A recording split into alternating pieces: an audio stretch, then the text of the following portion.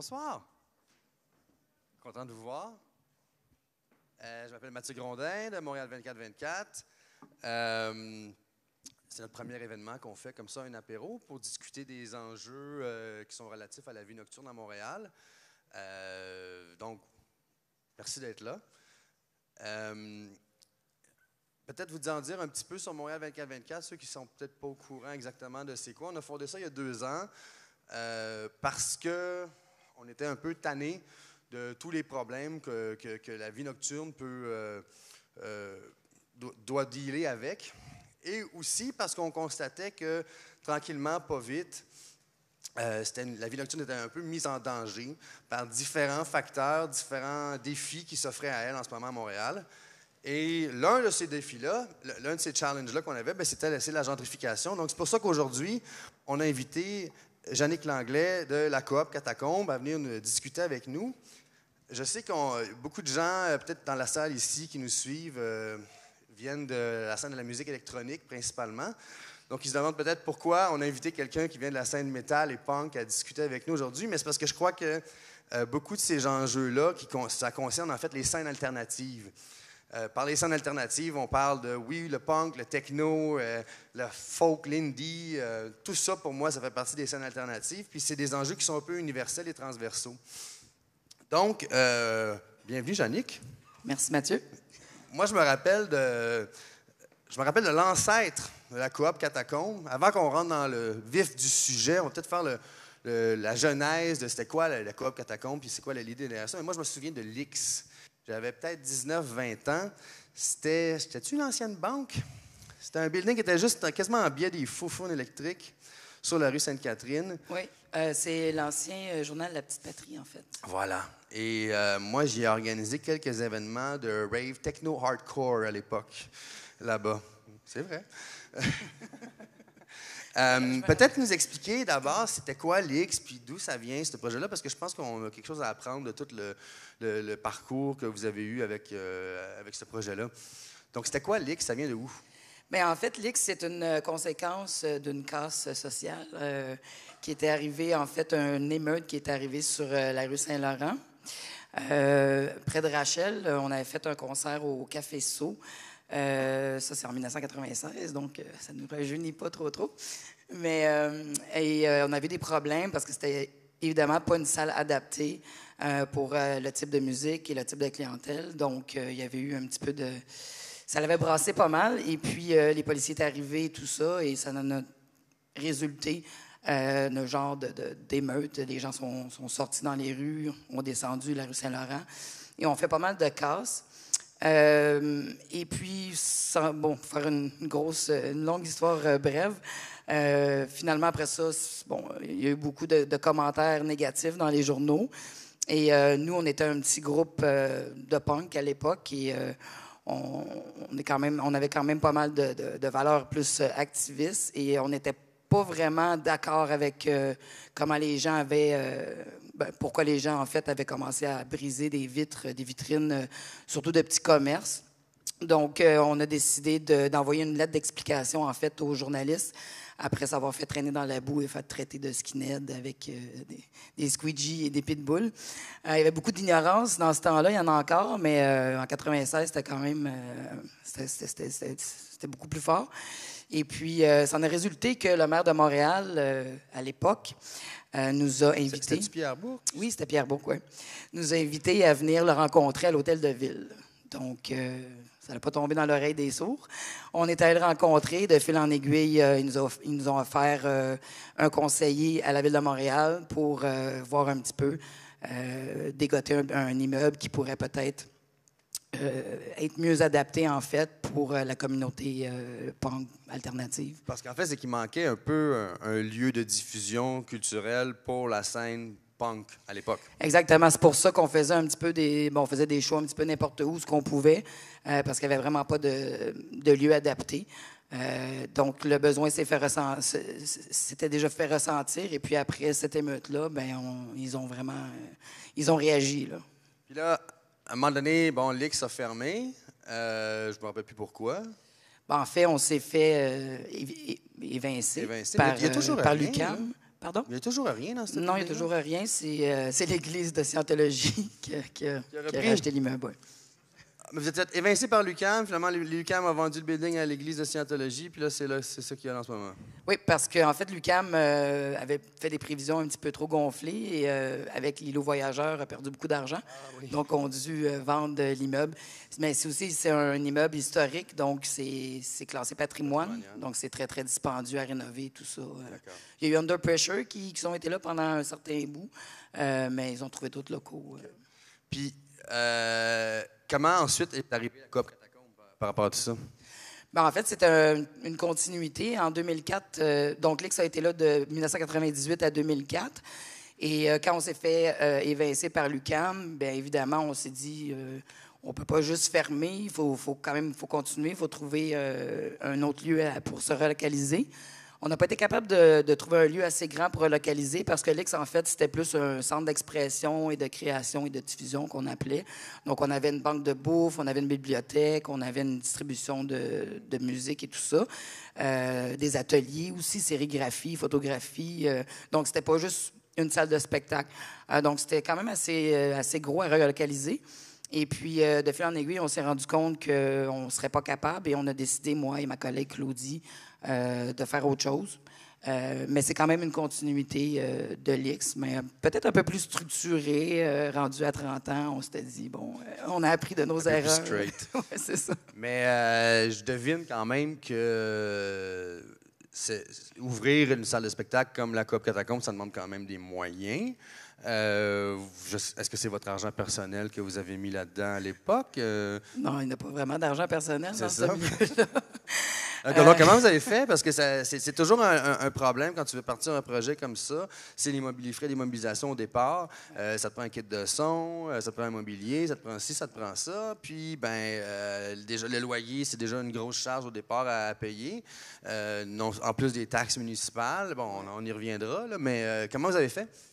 Bien, en fait, on avait tissé des liens quand même avec la ville depuis toutes ces années-là. Donc, ils nous ont toujours supportés, heureusement.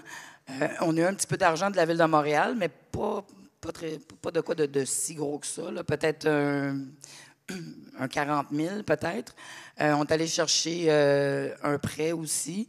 Mais on a commencé quand même vraiment plus petit. Présentement, où on est situé, c'est notre deuxième location. Avant, on était ici en face, au 12-22.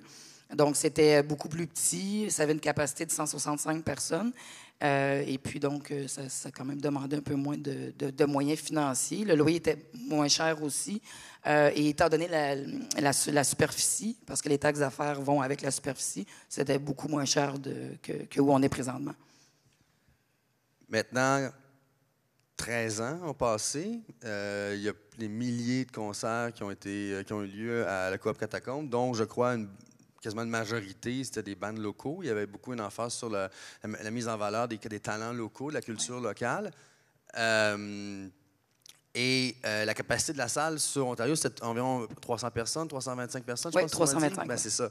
Là, ça ferme. Peux-tu nous expliquer pourquoi vous avez décidé d'arrêter? Je pense que ça a été quand même assez médiatisé depuis 2 mois. Mais en gros, vu le thème d'aujourd'hui, la gentrification, malheureusement, avec le développement du quartier des spectacles, même si ce n'était pas le but du partenariat du quartier des spectacles à la base, que ça fasse un genre de boule de neige, de gentrification, embourgeoisement, c'est quand même ce qui est arrivé. On ne se cachera pas qu'il y a beaucoup de promoteurs immobiliers par la suite qui ont vu une opportunité là. Donc, il y a des condos qui poussent un petit peu partout, spécifiquement dans ce quadrilatère-là. Et ça a fait que la valeur immobilière a beaucoup monté, je dirais, les derniers 6-7 ans. Donc, pour nous, c'est sûr qu'en ayant une superficie d'environ 3-4 000 pieds carrés de la bâtisse, et on a aussi le stationnement qui est à l'arrière. Donc, on a quand même une grosse superficie en pieds carrés. Puis ça a un impact directement sur les taxes municipales que vous devez payer. Exactement. Et bon, ça, c'est en plus du loyer mensuel qu'on doit payer. Donc, à un moment donné, on était juste comme plus capable d'absorber. Puis ça fait juste continuer à augmenter de mois en mois, d'année en année. Donc, on se sentait un petit peu étouffé. On voyait pas vraiment comment on pourrait continuer là, à long terme, en fait. Parce que quand même, une partie de la mission des Coop Catacombes, c'est que les concerts et les événements qui s'y tenaient là demeurent abordables parce que ça s'adressait à une certaine scène, mais aussi à une jeunesse. Puis moi, tu sais, je compare avec quand il y a 20 ans, ce que les gens étaient prêts à payer pour un cover puis une bière. On est quand même encore pas mal dans les mêmes ranges aujourd'hui. C'est entre 5-10$ pour entrer, 5-10$ la bière. Puis pourtant, depuis ce temps-là, certains diront les salaires, le coût de la vie a augmenté, mais je pense que pour les jeunes qui sortent, les premiers consommateurs, on ne se mentira pas, là, les gens qui utilisent et consomment la vie nocturne, c'est principalement la jeunesse, donc les 18-30 ans. C'est souvent des étudiants, c'est des gens qui n'ont pas les gros salaires. C'est ça ce qui est difficile, c'est de rester dans l'abordabilité, si on veut, pour notre clientèle, notre créneau, et puis avec tout le reste, les frais d'exploitation, les loyers, tout ça qui explose, à un moment donné, Mais pourtant, vous avez quand même une mission communautaire ou sociale, au sens, vous répondiez à un besoin d'une certaine scène, et en plus, vous mettiez en valeur les talents artistiques locaux. Donc, je pense qu'il y a vraiment une pertinence à toute votre démarche. Il n'y avait pas une façon d'aller chercher des subventions ou de vous... En fait, les seules subventions qu'on est allé chercher, nous, c'est quand on s'est relocalisé en 2009. Donc, quand on est parti du 12-22 pour aller au 16-35 Saint-Laurent. On n'est pas déménagé loin. On est allé chercher, surprenamment, une subvention du ministère du Développement économique. Dans l'objectif de consolidation, en fait, d'entreprise.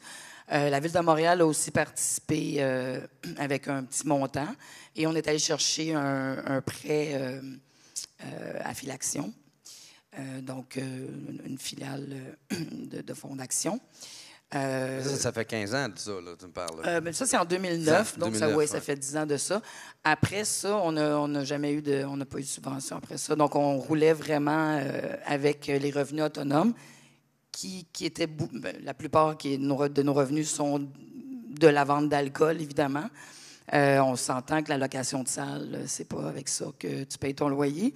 Et on n'a pas d'espace pour avoir de la nourriture aux catacombes. Donc, c'était vraiment là, les revenus d'alcool qui nous faisaient vivre. Pourquoi? Il n'y a pas de programme qui vous permettait d'avoir une subvention de fonctionnement? Bref.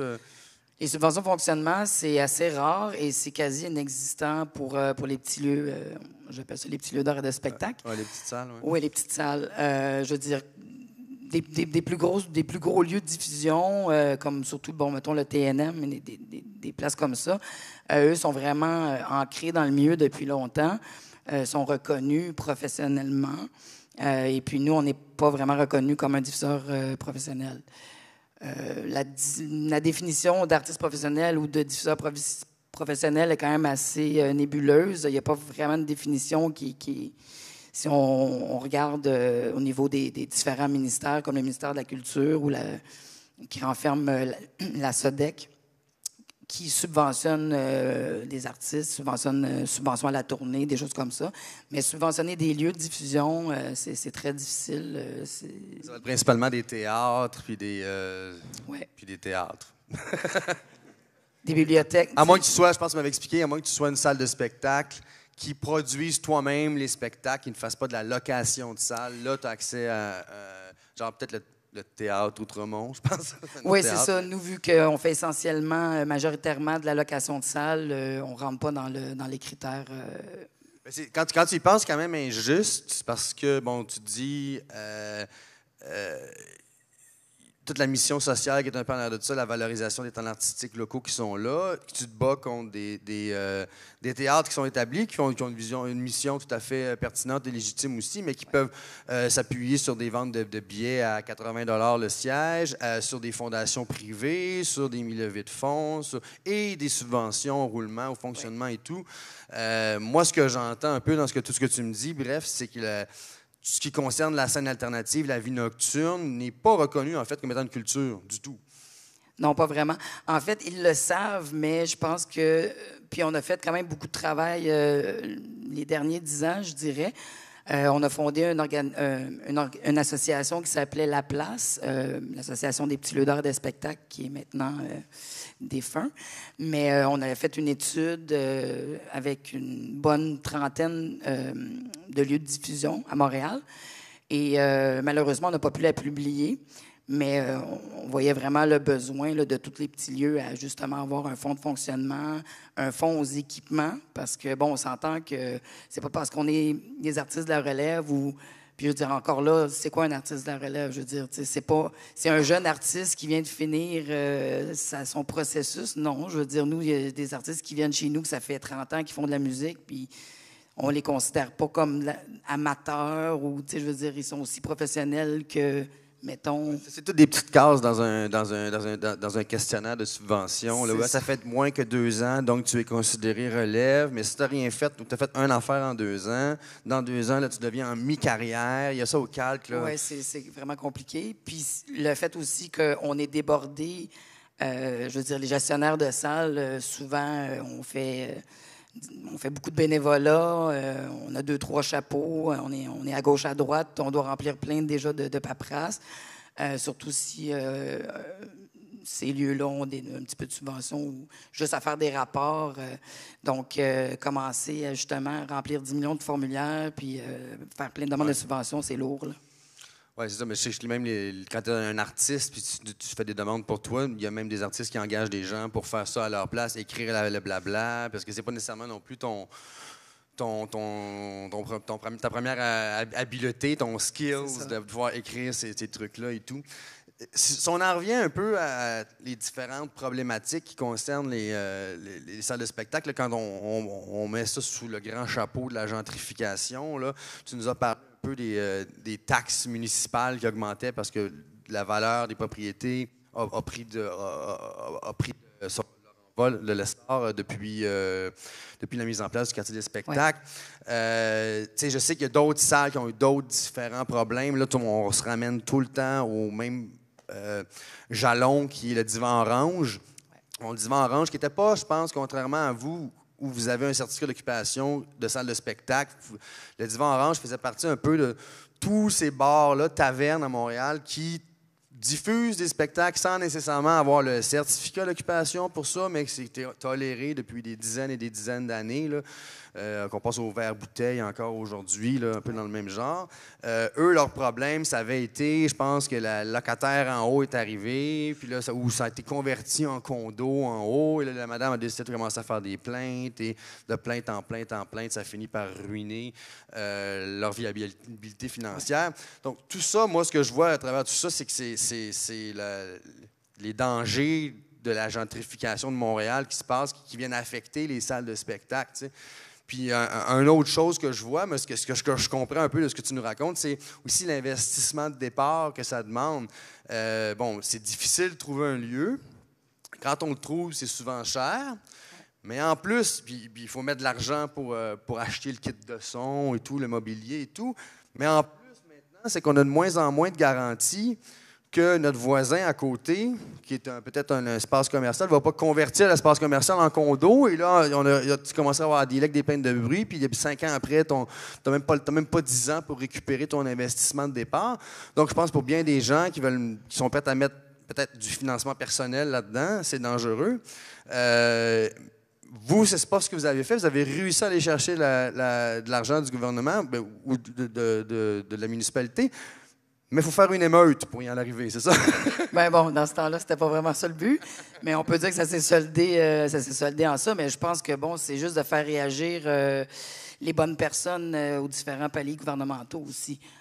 Comme je disais avec l'association, on a essayé. Je veux dire, ça, c'est des dossiers politiques, là, rendus là. Tu sais, je veux dire, il faut aller au niveau provincial, après, il faut aller au niveau fédéral. Mais ça prend des années, des années, des années. Là, peut-être que ça commence à bouger un peu. Là, on a fait une nouvelle étude encore sur les petits lieux de spectacle. qui va être publié dans le prochain mois. Oui, c'est ça qui a été annoncé dans le dernier budget de la Ville de Montréal, je pense, avec le 1,2 million en insonorisation des salles alternatives. Là, bon, nous, on parle bien sûr de salles alternatives, on sait un peu c'est quoi, mais je me demande ça va être quoi la définition d'une salle alternative pour la Ville? Puis 1,2 million, je m'excuse, mais quand il y avait eu un fonds à la SODEC il y a très longtemps, il y avait le Café Campus qui en avait bénéficié et le Café Chaos. Et juste le Café Campus, ça avait coûté 1,5 million. Là. Donc, 1,2 million. Combien de salles vont en bénéficier, je ne sais pas. C'est quand même un premier pas. Ça, c'est sûr que... Qui aura accès à cet argent-là et comment? Encore là, tantôt, on parlait, c'est bien beau insonoriser les lieux, mais si on n'est pas capable de gérer la clientèle qui est sur le trottoir pour aller fumer ou à 3 heures du matin, on parle de vie nocturne. Quand tout le monde, surtout ici dans le quadrilatère, là, avec la place ici, les Foufs, le Club Soda, les catacombes, à un moment donné, à 3 heures du matin, quand tout le monde sort, ça fait du monde. Là. Fait que c'est difficile. Ouais, je pense qu'il y a le gros problème des nuisances sonores, là, parce que c'est un peu l'obsession des gens à l'hôtel de ville en ce moment, là, de réduire un peu la vie nocturne à strictement la nuisance sonore. Mais il faut se rappeler, je pense que ce problème-là date de 2010 environ, 2009, quand on a, peut-être un peu avant ça, quand on a voté les lois justement pour sortir les fumeurs des bars. Ouais. C'est là où tout d'un coup, on s'est ramassé avec un problème. Tout le monde sortait dans la rue pour fumer, puis là, voilà, là, avant, il n'y avait pas de problème, les voisins en haut ne se plaignaient pas, mais là, tu as du monde un peu éméché à 2 h le matin, qui boivent en fumant leurs cigarettes, et voilà, le problème est là, tu sais. Ouais. Fait que, est-ce que c'est 1,2 million là?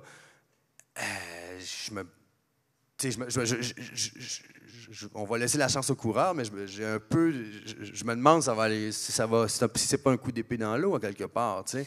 Bien, je veux dire, il faut aussi que le plan d'urbanisme soit revu. Supposément qu'ils vont le revoir en 2020, parce que je veux dire, c'est bien beau de donner de l'argent à des salles ou dans le milieu culturel pour insonoriser, pour le bruit, mais je veux dire, si on continue à donner des permis pour qu'il y ait plein de condos autour, à un moment donné, comme qu'est-ce qu'on fait avec la vie nocturne versus les résidents qui en ont déjà jusque-là, puis ils viennent juste de s'établir en centre-ville.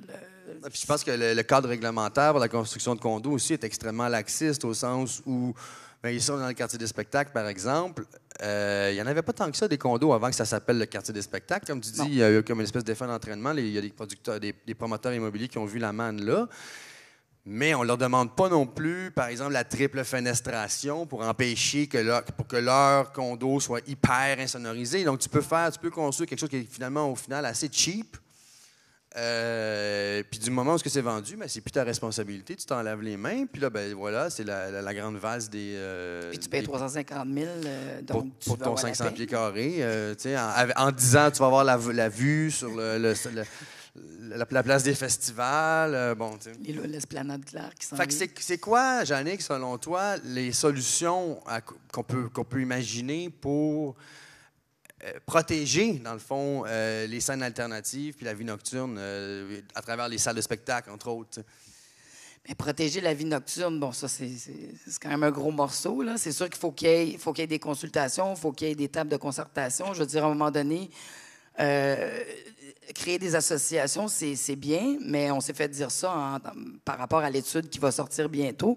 C'est une étude qui a été faite par la Ville de Montréal en collaboration avec les gestionnaires de salles et la SODEC. Les petites salles. Là. Oui, les petites salles. C'est ça qu'ils appellent, eux, salles alternatives, les petites salles. Là. Oui, parce qu'en fait, il y a un comité de salles avec les plus grosses salles, mais ils ont cru bon aussi que les petites salles soient représentées. Donc, dans cette étude-là qui a été faite aussi avec la SODEC, Ville de Montréal. Donc, déjà là, on a un plus parce qu'on a le gouvernement du Québec qui est présent à la table. Donc, ça, c'est quand même intéressant. Et une des recommandations, c'était encore de faire une association des petits lieux d'art et de spectacle. Vous l'avez essayé 2 fois, même. Je pense qu'il y en avait un autre avant la vôtre. Oui. Donc, à un moment donné, je leur ai dit, écoutez, ça va faire les associations.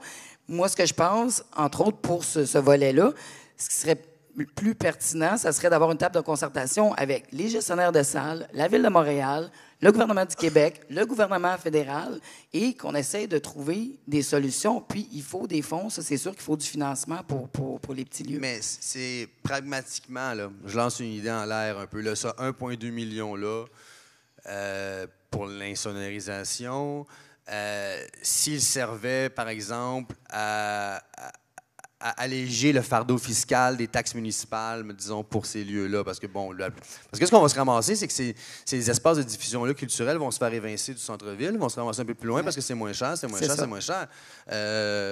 Bien, en fait, un aide au fonctionnement. Puis je pense qu'il n'y a pas une petite salle qui peut avoir accès à un fonds. L'aide au fonctionnement, plus peut-être un allègement des taxes municipales. Comme nous, en fait, on a dû faire des projets pour avoir des subventions pour pouvoir survivre, en fait. Donc, on a fait un projet d'atelier et de stage en sonorisation aux catacombes, ce qui nous a permis, ça a été subventionné par le Forum jeunesse de l'île de Montréal, qui ont été très généreux avec nous. Et puis, mais ça passait aussi par l'insertion sociale. Donc, ça devenait un peu du développement social et communautaire avec des jeunes qui passaient aux catacombes pour développer des habiletés. Puis après ça, faire un stage. Puis après ça, peut-être aller se trouver un emploi ou retourner à l'école dans ce milieu-là. Donc, mais c'est beaucoup d'encadrement. C'est beaucoup de ressources que tu n'as même pas. Puis là, tu as de la misère à payer ton loyer, puis à payer tes gérants, ton monde. Puis là, en plus, il faut que tu chapeautes un projet avec... Donc, c'est très difficile. Donc, en fait, parce que aussi, tout fonctionne par projet, puis c'est des emplois aussi qui... Tu vas être subventionné pour, mais ça a une durée de vie fixe aussi. Ouais. C'est pas des subventions au fonctionnement, bref. Non, mais au-delà de la subvention au fonctionnement, je pense que ça pourrait venir du provincial. Je pense que c'est vrai que ça vient du provincial. Oui, c'est sûr que la Ville ne peut pas porter le chapeau tout seul. Le gouvernement du Québec et le gouvernement du Canada doivent aider parce que, je veux dire, Montréal, c'est une plaque tournante, là. Je veux dire, il y a combien de groupes à Montréal seulement. Puis là, présentement, en région, ça l'explose depuis une décennie. Ça l'explose, les microbrasseries avec des salles de spectacle et tout ça. Plein de monde qui font des tournées qu'avant débutaient à Montréal et maintenant ne jouent même pas. Il y a une concurrence, Montréal, oui. Une concurrence qui vient de l'extérieur. Oui. On voit un peu la même chose, peut-être dans la situation que je connais mieux, de la musique électronique, c'est une concurrence des autres villes, tu sais. Il y a un tourisme aussi qui peut être développé à partir de ça. Là, quand on a vu cet été, Toronto a voté une résolution comme quoi on va avoir le droit d'y avoir des espaces culturels qui vont vivre 24 heures sur 24, avec permis d'alcool 24 heures sur 24, par exemple les week-ends, des choses du genre. Moi, ça m'étonne qu'il n'y ait pas des voyants rouges qui s'allument à la Ville de Montréal, de faire, mais voyons donc, qu'est-ce qu'on est en train de faire? On est en train de se faire damer le pion par Toronto. Oui. C'est la ville la plus plate, tu sais. Puis je veux dire, s'il y a une chose après, on va se plaindre que Toronto est plus sur la map. Ben là, tu sais, Toronto, avant Montréal était un peu la capitale économique pour ceux qui sont... on est peut-être trop jeunes. On est tous trop jeunes pour se rappeler de cette époque-là, tu sais. Puis là, à un moment donné, tous les business sont partis à Toronto. Il nous restait la culture. Et là, si on va perdre la culture, il va nous rester quoi, tu sais? On va être une métropole de province, là. C'est ça. C'est ça. Mais la culture, c'est quand même super important. Je veux dire, quand on dit Montréal, c'est quasiment, 80 ça se surtout passe à au Québec, Montréal. je veux dire, c'est que tout passe par notre culture, tu sais. Fait que, tu sais, je regarde tout ça et je me dis qu'à quelque part, toutes les scènes alternatives, comme ça, on a tous les mêmes enjeux. Puis cette concurrence-là dont tu parlais, tu vois, qui vient peut-être plus pour les bandes locaux à l'intérieur du Québec, tu sais, parce que je pense que la scène électronique, c'est moins le cas, mais nous, on le vit à un autre niveau, tu sais. Donc, c'est pour ça que je trouvais ça intéressant de t'inviter aujourd'hui. Puis je te remercie beaucoup. J'aimerais savoir, est-ce qu'il y a des gens ici qui ont des commentaires, des questions? Il faudrait... Ah, j'en vois déjà un. On va avoir un micro qui s'en vient dans pas trop long. On va vous l'apporter. Il y en avait un au fond. J'ai vu quelqu'un qui a levé la main. Voilà. À l'autre bout. Peut-être juste nous dire votre nom, puis voilà. Allô? Ça va bien? Salut, je m'appelle Jean-François. Salut Jean-François. Puis en fait, c'est une réflexion / commentaire / question. Je me demandais, dans le fond, si le problème n'était pas plus culturel que ça.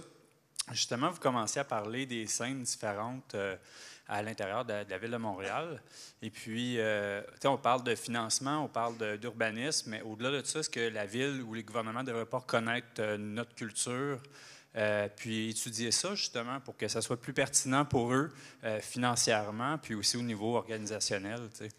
Bien, c'est clair qu'il y a encore des préjugés. Je veux dire, même nous, quand on a commencé à la fin des années 90, c'était grave, là. Je veux dire, tout le monde nous voyait, bon, gang de punk, ça y est, ça va être la casse partout. Et je pense qu'on a prouvé mon Dieu, combien? 21 ans, avec l'X et les catacombes, que non, on n'est pas des fouteurs de troubles, on est des artistes, on est des créateurs, on est du monde. Je veux dire, on voulait juste un espace pour pouvoir créer et s'exprimer. Et on fait partie intégrante de la société, on fait partie intégrante aussi de l'économie, on fait rouler l'économie. Je veux dire que ça soit la musique techno, la musique punk, la musique métal industrielle. On a nos propres préjugés aussi contre lesquels on doit se battre dans la musique techno. Bon, c'est sûr. Mais je pense qu'il y a eu quand même beaucoup de dialogues qui se sont faits, et surtout avec la ville. Moi, je vois quand même qu'il y a quand même beaucoup d'ouverture depuis quand même assez longtemps, mais c'est un travail d'haleine. Donc, je pense plus qu'on va continuer à à éduquer, en fait, à sensibiliser. À un moment donné, peut-être que... Parce que là, ces gens-là, ils voient qu'à un moment donné, ils n'auront pas le choix. Ils ne pourront plus nous ignorer. On n'ira pas faire d'émeutes, là, on n'est plus rendu là, mais je veux dire, à un moment donné, c'est ça. C'est qu'il faut qu'il y ait des dialogues, mais il faut aussi qu'il y ait des actions. Ça peut pas être juste, bon, on fait encore une étude de faisabilité, on paye encore du monde avec les taxes des contribuables, puis que finalement, il y a encore les mêmes recommandations qu'il y avait il y a 15 ans. T'sais, à un moment donné, on les sait, c'est quoi les recommandations, on sait qu'est-ce qu'il faut faire, il faut que ça bouge en haut. Mais comment qu'on fait bouger en haut, ça, c'est un autre paire de manches. C'est que souvent, les gens, je pense à les gens en haut, les gens de la ville là, ou du gouvernement, ils comprennent juste pas. Ils ne connaissent pas ça. Ils n'ont pas fréquenté ces endroits-là. Et ils ont eux-mêmes beaucoup de préjugés un peu face à ça. Quand moi, je suis allé au conseil de ville le mois dernier poser une question. Puis la première chose qu'on me répond quand je vous pose une question qui est juste qu'est-ce que vous allez faire pour la politique de la vie nocturne à Montréal? Parce que c'était dans le programme électoral de Projet Montréal. Et le premier mot qui leur vient toujours à la bouche, c'est nuisance et bruit. Donc, oui, on le sait, mais ça fait des nuisances. Puis là, on va mettre 1,2 million pour l'insonorisation. Et on va participer, on va fonder l'Observatoire sur le bruit. Excusez, mais vous ne faites rien pour les artistes. Vous ne faites rien pour les artistes et la culture. Il n'y a absolument rien de culturel là-dedans. Donc, je pense vraiment qu'il y a une mentalité à changer. Puis tu as raison, c'est à travers l'éducation puis la sensibilisation. Mais tu sais, toi, pour avoir été en Europe beaucoup, parce que la scène techno en Europe est immense depuis le début des années 90, puis ça lâche pas. Je veux dire, à Berlin, à Paris, tout ça, c'est 24 heures sur 24, là. Puis je veux dire, y a-tu vraiment comme plus de problèmes? Là? Je veux dire, oui, il y a certains problèmes, c'est sûr que c'est pas... Il y aura toujours la gestion à faire de tout ça. C'est ça. Est-ce qu'il y a quelqu'un d'autre qui a quelque chose à nous dire? Je suis convaincu que vous avez un petit commentaire de plus à nous donner. On était clair. Ah, Monique. Oui, bonjour. Monique Savoie, la SAT. Là, le jour de l'an s'en vient. Hein? Donc, nous, on va mettre 3000 personnes dehors à 3 heures du matin. À 6 heures, on a le droit de vendre de l'alcool. Entre 3 et 6, s'il y a des gens dans la place, il faut absolument qu'ils sortent, sinon on peut risquer de perdre notre permis. Donc, c'est la folie furieuse, la vie, la nuit à Montréal. Et moi, je trouve toujours que le grand problème de Montréal, c'est que les maires se couchent trop tôt. Donc, il faudrait vraiment les inviter à venir passer une nuit blanche à Montréal. Et les amener au coin de Prince-Arthur pour qu'ils voient bien où les voitures de police se cachent et voir dans quelle ambiance on est la nuit, parce que c'est presque un western. Et puis, ça me fait sourire par moments ce que vous dites, malgré qu'il y a toute une gravité dans ce qui est dit, mais cher Montréal. Alors, il y a 2 ans, on avait avec les 7 doigts de la main ici le projet VC Vertu, et c'était les débuts de Montréal et la prohibition. Et il faut juste se rappeler que Lily Saint-Cyr n'avait pas le droit de bouger sur la scène, mais pouvait être nue, mais pas bouger. Parce que c'était du nu vivant en action, et on acceptait juste le nu vivant statique. Et que, donc, Montréal, c'est quand même, on est encore sous un permis qui était donné à l'époque des usines, où le monde allait prendre 2 petites bières à 1,10 $ avec une langue dans le vinaigre. Il rentrait à la shop à 5 heures, puis à 6 heures, mon père il travaillait à la Canadair, alors je sais très bien. Donc, c'était la routine, et on a un permis qui n'a pas évolué. Depuis ce temps-là, on a l'électricité, on a même des plans lumière à la grandeur du quartier ici. Mais on voudrait que tout le monde aille se coucher à 11 heures. Alors, je ne sais pas pourquoi on veut éclairer à ce point-là, finalement, parce que, bon, tout ce qu'on veut, c'est que le monde aille se coucher. Puis après, ben, ici, on parle de Paris et d'autres, c'est qu'on les projets là-bas s'appellent l'économie la nuit. Et ce qui est vraiment intéressant, c'est qu'ils ont fait fonctionner les métros, ils ont vendu des tickets, et là, tout à coup, c'est pas le clubbing qui est le sujet, c'est à la limite pas la culture, uniquement la culture. Mais c'est les gens qui travaillent au CHU, qui travaillent sur des cars, c'est des gens qui font le ménage dans les restaurants. Et on a un désert culturel, et surtout depuis que la Fleur a fermé, brûlé. Donc, on se retrouve avec un désert culturel, même alimentaire, de nuit. Et les gens sont laissés à eux-mêmes. Moi, j'habite en face du Carré Saint-Louis depuis 30 quelques années, là, donc à l'époque, ça ne coûtait pas trop cher. Mais ceci dit, le monde s'en vient à pied au Carré en attendant que le métro ouvre. Qu'est-ce qu'ils font? Ils sortent tous de nos places publiques puis ils parlent en dessous des fenêtres. Ben là, ils viennent se taper des décibels, ce qui fait qu'ils ne parlent pas à voix basse. Puis comme ils veulent être plus en sécurité parce qu'ils sont à pied, bien, ils sont en bande de 5, 6, 7 personnes. Et là, il nous arrive des maires extraordinaires pour venir nous dire que oh ben là, il y a du bruit, c'est impossible la nuit. Donc, je pense qu'on a une espèce de 360 à regarder. Qu'est-ce qui arrive avec les transports? Qu'est-ce qui arrive avec la capacité de vivre la nuit? De toute façon, nos chums, on parle avec eux à 4 heures du matin. On n'est plus dans cette époque du dortoir montréalais. Donc, et ces lois qui sont complètement désuètes. Après, vous avez évidemment un autre sujet qui est de faire reconnaître des disciplines, des dimensions de lieu, la culture à Montréal et comment ça doit être vivant. Bon, la SAT a dû se battre à son époque. Bon, moi, je dois dire que je suis un peu maligne et un peu méchante, même par moments, mais ceci dit, on s'est battu pour avoir une exemption de taxes. Bon, évidemment qu'il y a le mandat social, culturel, la SAT, qui a fait que, année après année, je suis allée défendre qu'on n'avait pas de taxes à payer parce que tout le bâtiment est à but non lucratif. Parce que mais tu dois être propriétaire, hein? Si tu es locataire, tu peux pas avoir d'exemption. Oui, c'est ça. Ben moi, voilà. Je suis propriétaire. Et l'histoire, par contre, je dois te dire que la SAT vit avec 10 % d'aide au fonctionnement. Alors, si le cheval de bataille, c'est le fonctionnement, c'est peut-être pas le bon cheval. Par contre, il y a peut-être un avantage à être assis entre 6 chaises. Et ça, c'est à méditer. Parce que tant qu'on n'est pas normé, bah, qu'est-ce que tu veux? C'est pas une zone de confort, mais ça fait beaucoup d'amis. Tu sais? Puis dans les beaucoup d'amis, ben, peut-être qu'il y en a quelques-uns qui sont bons. Juste pour terminer, pas prendre la parole de tout le monde, mais une pensée pour le maire Bourque.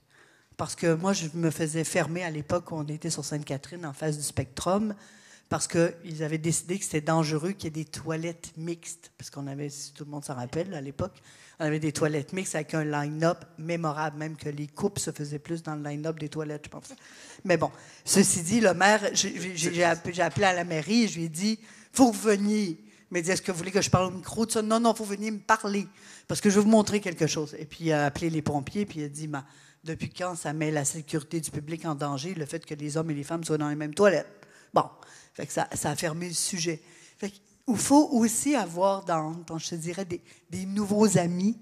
Et je pense que dans ce qu'on fait aujourd'hui, c'est l'art de se cultiver des réseaux de confiance qui ne sont pas nécessairement des gens qui, au départ, sont dans les mêmes cultures que nous, avec les mêmes convictions que nous, mais il faut aller au-devant des gens qui sont là avec plus d'ouverture, je te dirais. Et pour ça, il faut souhaiter bonne chance. Merci. Bien dit. Mais, effectivement, oui. Mais je pense que tu touches à un point, puis c'est encore la notion qu'on parlait un peu tantôt de préjugés. Tu sais. Je pense qu'aujourd'hui, ça nous fait tous très sourire, cette histoire-là des toilettes genrées. Parce que c'est le genre de discours qui passerait plus aujourd'hui du tout, alors qu'à l'époque, c'était tellement nouveau. Et moi, je me rappelle avoir vécu l'époque des premières toilettes où, justement, il n'y avait pas de ségrégation de genre entre les deux. On était tous très excités par ça. J'ai jamais rien vu de si déplacé que ça dans ces toilettes-là, à part peut-être certains couples qui s'y sont créés, mais bon. Alors qu'aujourd'hui, ça nous semble assez normal. T'sais. Donc, je pense qu'il faut continuer d'éduquer. On en parlait tantôt du transport, justement, qui est quand même ouais. Un obstacle un peu la vie nocturne. Et puis, il y a quelques années, j'avais demandé justement à quelqu'un de la ville pourquoi on n'a pas des métros 24 heures comme à New York, tu sais. Et puis bon, dit Jannick, à New York, il n'y a pas un hiver aussi rude qu'ici, donc c'est un petit peu plus difficile. Il faut faire la maintenance des wagons et tout ça. Oui, c'est ça, ils sont neufs, mais il faut... Moi, je suis allée les voir parce qu'ils m'ont dit pendant des années, ben, vous savez, madame, il faut les réparer. Bon, mais là, après ça, quand c'est construit, j'ai dit, non, mais là, ils sont neufs. Mais c'est ça. Eh bien, là, non. Mais, OK, si c'est pas possible, je veux dire, comme on disait Mais tout on à fait l'heure, quoi, tu sais? est-ce qu'on peut mettre plus d'autobus de nuit? Parce que Est-ce c'est le qu'on- même horaire qu'en 89 quand je commençais. Là, tu sais, je veux dire, c'est un boss aux demi-heures, ça n'a jamais rien changé. Et c'est pas coordonné. Je veux dire, moi, je pars d'ici, je reste dans Hochelaga, j'arrive au métro Frontenac, il faut que je prenne un autre autobus qui passe une demi-heure plus tard, à 4 heures du matin, à moins 30, ça commence à être Tente long. Je pas. prends un taxi. tu sais. Nous, on voulait faire une application qu'on allait mettre dans l'entrée pour dire à quelle heure partaient les autobus, pour être sûr que ce soit OK pour les gens. Et là, ils n'ont pas voulu nous donner leurs données. Et qu'ils ne voulaient pas jouer avec nous. Ça aurait pris comme 20 autobus, là, j'imagine. Tout le monde Non, sort mais de en toute même façon, temps. tu sais, ils commencent à peine. Ils commencent à peine dans les autobus maintenant. Ils sont capables de géolocaliser les autobus, tu sais, puis de savoir, il arrive vraiment dans 2 minutes, là, pas juste parce qu'il était à l'horaire, il est à 2 minutes d'ici d'arriver. C'est des choses qu'on voit en Europe, je voyais il y a 20 ans, tu sais. Parce qu'il n'y en a pas de taxi à 3h10, là. Je veux dire, tout le monde les a pris, là. Il y a à peu près... Ouais. Combien Surtout au jour de l'an. Mais vous, pour le 3 h du matin, moi, je serais curieux de t'entendre un peu parler de ça parce que nous, c'est un petit peu la marotte qu'on a dans la scène de musique électronique parce que, bon, nous, tout le monde arrive à 1h, 1h30 le matin. On a une heure ou deux pour vendre l'alcool. C'est ce qui fait que c'est très difficile de rentabiliser tout ça. Puis ça encourage aussi la consommation de d'autres substances, je crois. Je pense que, surtout en vieillissant, la possibilité de pouvoir prendre un verre après 3 h du matin pourrait peut-être convaincre certaines personnes de ne pas prendre d'autres substances. Disons, vous, dans la scène métal de punk, est-ce que ça aurait pu vous aider, disons, mettons, à la rentabilité du projet? Est-ce que les gens partiraient plus tard? Ou... Bien, c'est sûr que, bon, étant salle de spectacle, les gens ont tendance à partir pas mal après le spectacle, à moins que, bon, tu mets un DJ puis qui est bon puis qui le monde veut le rester. Mais mettons, je dirais plus, mettons, dans un bar, je pense que oui, les gens aimeraient ça rester après 3 heures. Parce que moi, personnellement, j'arrive pas d'un bar à 8 heures du soir. Là, je vais arriver après que le dépanneur est fermé, puis je vais prendre une coupe de bière à la maison parce que c'est moins cher. Fait que je vais arriver là-bas à 11 h, 11 h 30. Fait qu'à 3 heures, je veux dire, tu n'as pas socialisé tant que ça. Je veux dire, oui, mais moi, personnellement, des fois, je resterais peut-être pas jusqu'à 8 h du matin, là, on s'entend, mais peut-être jusqu'à 4 h, 4 h 30. Mais, tu sais, je veux dire, à un moment donné, c'est Coder qui a fait ça. Le permis Projet pilote. Oui, Projet pilote de 6 h du matin, oui. Jusqu'à 6 h, sauf que tu pouvais rester jusqu'à 6 h, mais tu peux pas vendre d'alcool entre 3 et 6. Qu'est-ce que tu fais? Là, tu es pogné avec 200 personnes qui veulent pas s'en aller, ils vont boire de l'eau, quoi. Je veux dire, ils vont dessouler. Non, ça là, fonctionne là, jamais, ça marche cette pas, ça. histoire-là. Là. Ça fonctionne pas du tout, ça. Mais, tu sais, au moins, je pense, à la limite, tu sais, je pense que je pense qu'il faut que la possibilité existe à OK, il y a Montréal. une option, Je ne sais mais- pas si tous les bars, s'il y a un one size fit all, une solution unique pour tout le monde. C'est comme tu dis, je pense que à la coop Catacombe, si vous voulez fermer à 4 h un soir, 4 h 30 l'autre. Mais là, l'histoire que genre à 3 h 15, Non, c'est ça. là, sinon la police va débarquer, c'est comme c'est quelle mentalité. Ouais. On est un peu dans la même époque, je pense, qu'avant la légalisation du pot, là, tu sais, où est-ce que c'était comme Ben, c'est de faire peur au reefer monde, madness, là. là. On fait peur au monde la soirée, tu sais. C'est ça. Mais je dis, le fait, comme tu dis, d'avoir l'option de pouvoir vendre de l'alcool jusqu'à 6 h, je dis, nous, notre permis commence à 8 h du matin. Mais bon, comme Monique disait, on n'a pas les travailleurs de shop qui viennent manger une langue de porc avec une pinte de bière. Donc, nous, on l'utilise pas bien, hein? On l'utilise peut-être de 7 h le soir à 1 h, tu sais, fait que notre plage horaire est quand même assez limitée. Donc, c'est difficile aussi, le potentiel de vente est limité aussi, tu sais. Mais ce que je voulais dire, c'est que s'il y a certains bars qui ont l'option jusqu'à 6 heures, ça veut pas dire que tout le monde va vendre jusqu'à 6 heures. T'sais. Au moins, peut-être qu'il n'y aura pas 3000 personnes à 3 heures ou à 6 heures qui vont être dans la rue. Et aussi, comme Monique disait, qu'il y avait du monde qui se ramasse dans des places publiques en train de parler fort puis essayer de dessouler, d'attendre le métro parce qu'ils n'ont pas 20$ pour payer le taxi pour rentrer chez eux. T'sais, je veux dire, ça, c'est des problématiques qui pourraient être peut-être résolu, tu sais, ou allégé. Ouais, tu sais. Si moi, je décide de fermer à 4 heures, puis les fous décident à 5 heures, ils ferment, mais tu sais, c'est plus graduel, là, tu sais. C'est pas tout en même temps, tu sais. On a peut-être le temps pour une dernière question. Oui? Stéphane. Moi, c'est plus les... Je l'ai parlé, Monique, elle a super raison, on a toutes super raison, je pense. On a les points pour arriver peut-être à destination. Moi, c'était plus aussi, je voulais rajouter une petite couche pour les mœurs de... Tu sais, je parlais avec mon ami Alexis, mon partenaire depuis Partners in Crime. Là. Puis, salut Mélanie. Il est caché en arrière. Ouais, c'est ça, caché. C'est juste qu'on parlait de ça, puis tu sais, dans les années 90 à Montréal, là, on a eu...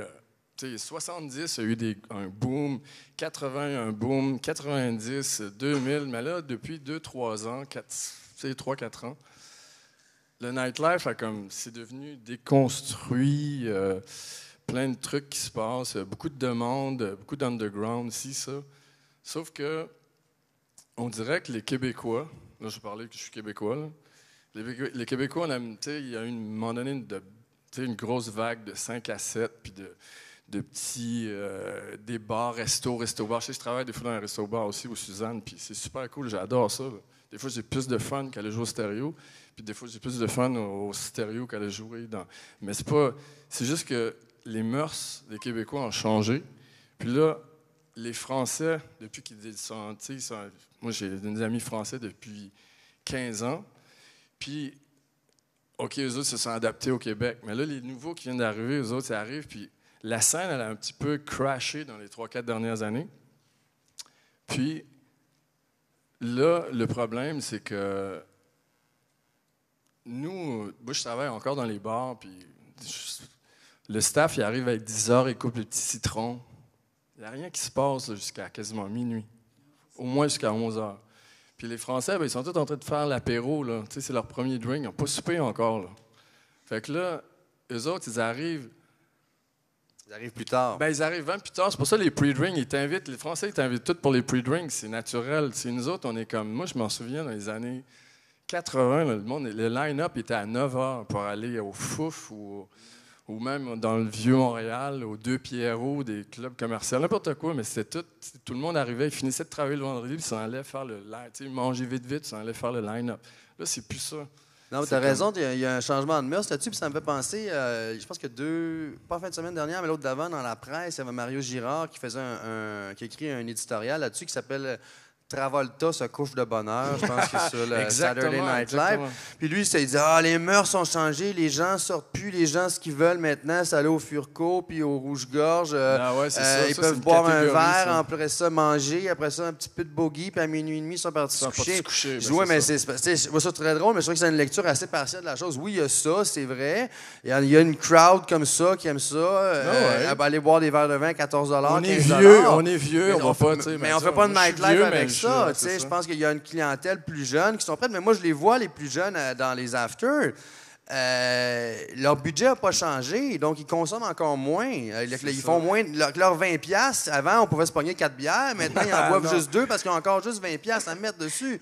Ils sont au cégep, ils sont à l'université. Ça reste un peu la même situation. Puis, c'est comme on parlait un peu au début, le budget n'a pas changé entre moi, ce que je me rappelle quand j'avais 20 ans, puis aujourd'hui, 20 ans plus tard.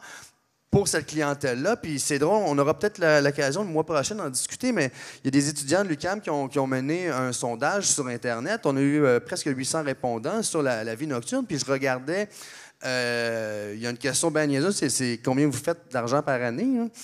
Et c'était plus de 60% des gens il y avait quand même, je pense que c'était comme quasiment 30% des gens qui faisaient moins de 20 000 qui déclaraient par année. Parce que tu as 18-24 ans. C'est clair qu'à 40 ans, tu vas y aller, te payer des verres de vin à 15$, tant Chris, là. Mais quand tu as 18 ans, c'est pas la même chose. Mais donc, c'est je pense beaucoup que les plus mœurs cher ont changé. aussi. Là. Oui, aussi. Je veux dire, pour tout le monde, pour les opérateurs, c'est plus cher. C'est ça, quand on était plus jeune, bon, c'était pas 10$ une pinte de bière non plus, là. Je veux dire, fait que tu avais peut-être ton 20$, mais ton 20$, il allait plus loin que présentement. Exactement, t'sais. Mais là, je pense que ça a eu un impact. Je pense que c'est une partie aussi de ce qui explique pourquoi vous avez décidé de mettre la clé dans la porte, parce que la pression elle devient trop forte sur les opérateurs. Oui, mais aussi, je pense que, en tout cas, personnellement, moi, je pense que le centre-ville va devenir vraiment une destination si ça ne l'est pas déjà fait, si c'est pas déjà fait, beaucoup plus touristique.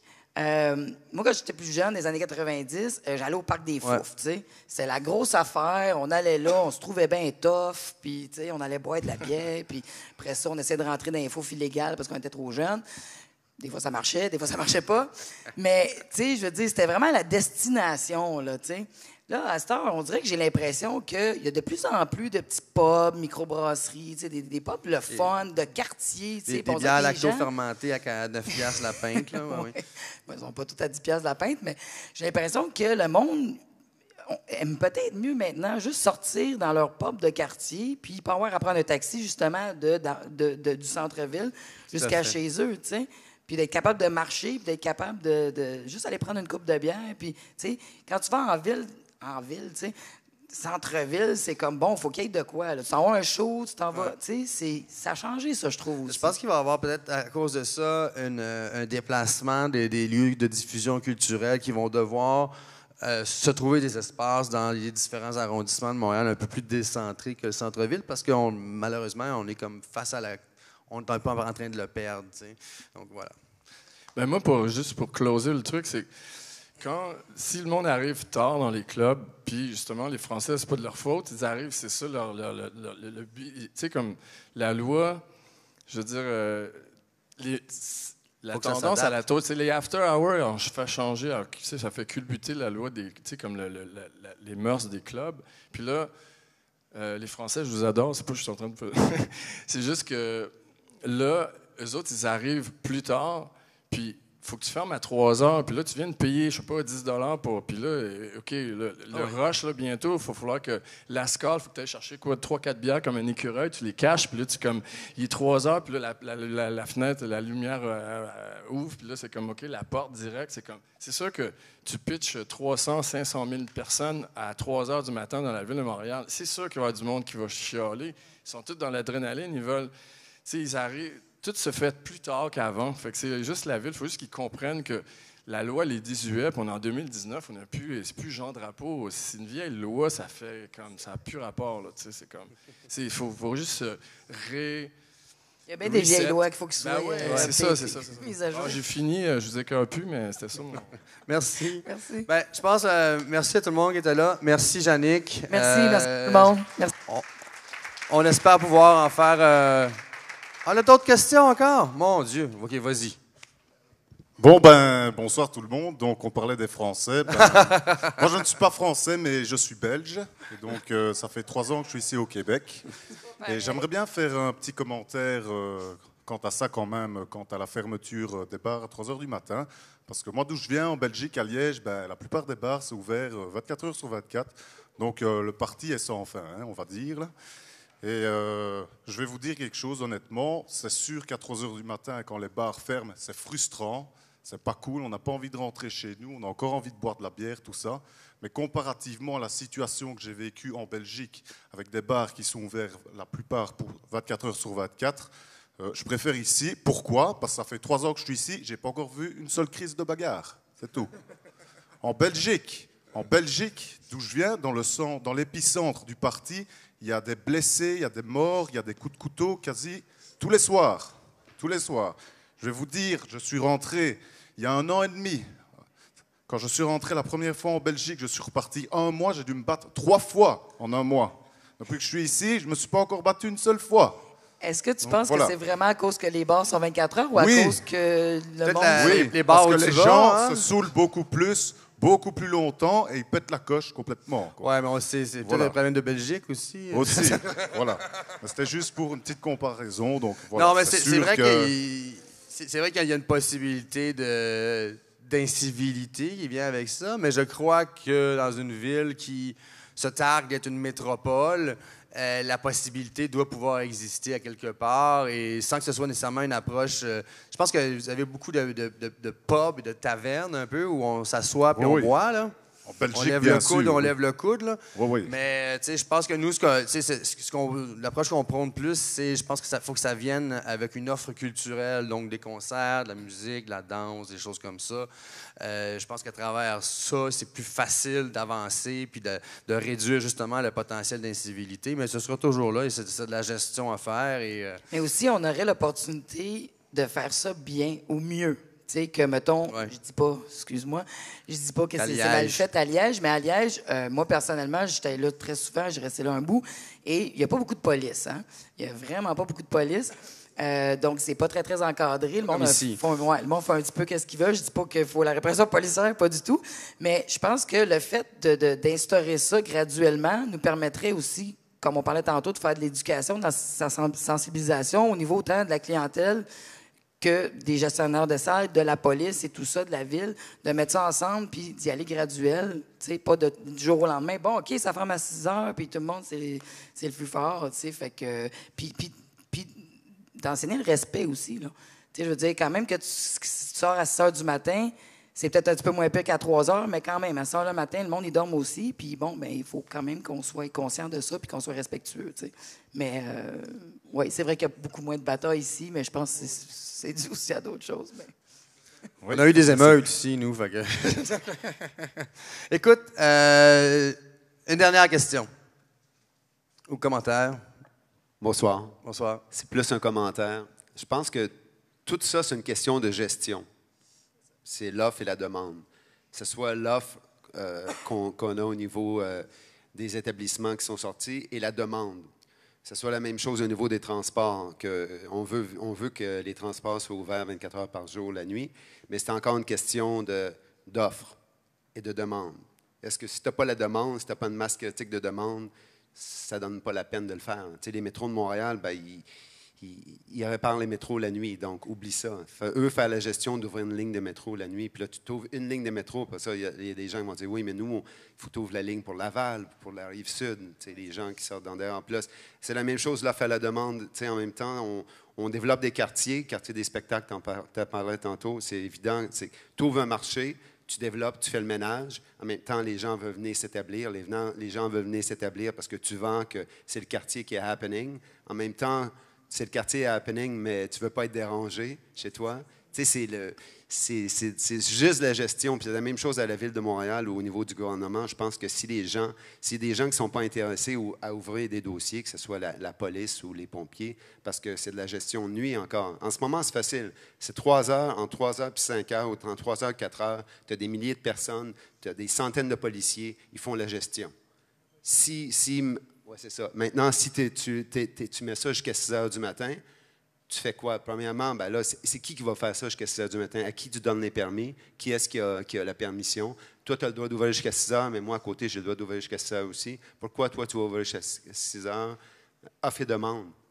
C'est pas tous les bars qui peuvent être ouverts jusqu'à 6 heures. C'est qui va? Non, je pense pas que c'est dans l'intérêt de tous les bars non plus. Je pense que la majorité des bars Ça les intéresse pas. sont à l'aise avec le 3 heures du matin. Je pense qu'il y a une question de culture avec ça, puis qu'on peut pas réduire justement tout ça à une question strictement d'offre et de demande, parce que sinon, il y a la culture qui va disparaître dans cette... C'est comme laisser la loi du marché faire tout avec ça, tu sais. On a fait... Il y a des étudiants de l'UQAM qui ont fait justement le sondage, j'y reviens, mais 83 des gens se rendent dans les lieux de diffusion nocturne en transport collectif, et c'est le même pourcentage qui reviennent en taxi. Il y a un impact économique à travers tout ça, comme les travailleurs de nuit, tout Absolument, ça. ouais. Le transport collectif, par exemple, il y a des lignes de bus qui sont pas du tout rentables, mais on les fait parce qu'on n'a pas le choix. Il faut bien que ces gens-là aient accès aussi à ça. Donc, je pense qu'il y a une espèce de... Je crois que cette idée-là du après 3 heures du matin, parce qu'on y revient tout le temps, là, doit s'arrimer avec un espèce de concept d'exception culturelle. Puis c'est ce qu'on reprochait un peu au projet du maire Coderre, c'est que ça ne sert à rien d'aller là boire du scotch jusqu'à 6 heures le matin à l'île Noire s'il n'y a rien.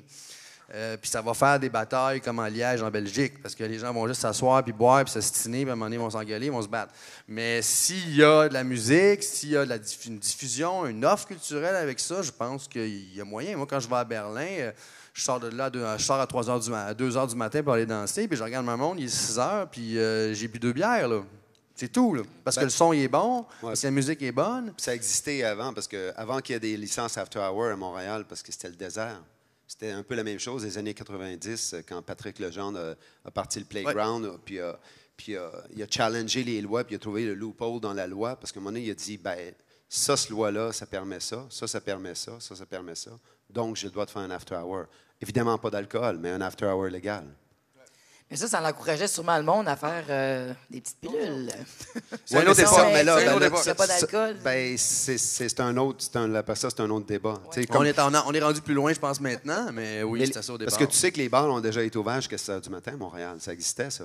Les années 70, le Limelight, le Rendez-vous, le PJ. Mais tu vois, j'ai posé la question à Michel Gendreau, cette question-là, c'est du Limelight, parce que ça m'intéressait vraiment de savoir comment ça, c'était ouvert après 3 h du matin, mais les 2 premiers étages fermaient à 3 h du matin, le 3e restait ouvert jusqu'à 6 h, mais il n'y avait pas d'alcool non plus au 3e. Et c'était comme illégal-ish toléré, tu sais. Parce qu'il y avait déjà eu de l'alcool, puis il l'enlevait, puis je pense que c'était une époque où il y avait des manières de faire des choses avec des enveloppes brunes, quoi que c'est encore un peu le cas aujourd'hui. Non, mais il y avait plusieurs établissements. C'était comme ça, tu fermais à 6 h. Il y avait dans le coin du centre-ville. Le Rendez-vous, c'était jusqu'à 6 h du matin. Légal. Je serais curieux de savoir, légalement, c'était une loi qui a été changée? Il fermait il y avait un bar, il y avait une porte de garage. Schlock, il fermait la porte de garage. C'était pas légal, ça, Christian. Oui. Non, mais il fermait le bar. Où est-ce qu'il y avait de l'alcool? Ah, OK. Le bar. Devant OK. le bar était barré. Donc, les gens achetaient de l'alcool. Tu avais le droit de consommer de l'alcool qui te restait, qui était vendu avant 3 heures. L'écureuil, là, comme disait. Oui, absolument. Bon, ben, écoutez, je pense qu'on va se laisser là-dessus parce qu'il commence à être pas mal la fin pour nous. Mais moi, ce que je retiens du projet de la coop Catacombes, c'est que c'est une scène alternative qui s'est un peu mis ensemble et qui, à travers une coopérative, un projet un peu bottom-up, do-it-yourself, a réussi à se trouver un espace, un lieu de diffusion culturelle. Bon, qui maintenant, 15 ans plus tard, est un peu en danger, mais j'espère que je te souhaite la meilleure des chances dans tes autres projets. J'espère que tu pourras continuer ça. Et certainement. Je pense que toutes les autres scènes alternatives, dont la scène techno, peuvent apprendre de cette expérience-là. Merci beaucoup d'avoir été avec nous. Merci à tout le monde. Merci à vous d'avoir été là.